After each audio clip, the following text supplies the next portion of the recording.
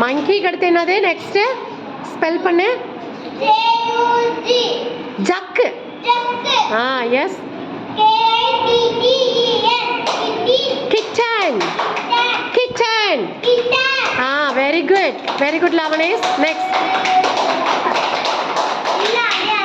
daksa I am daksa so pillow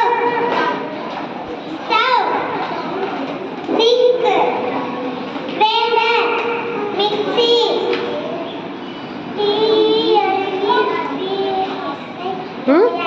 காமி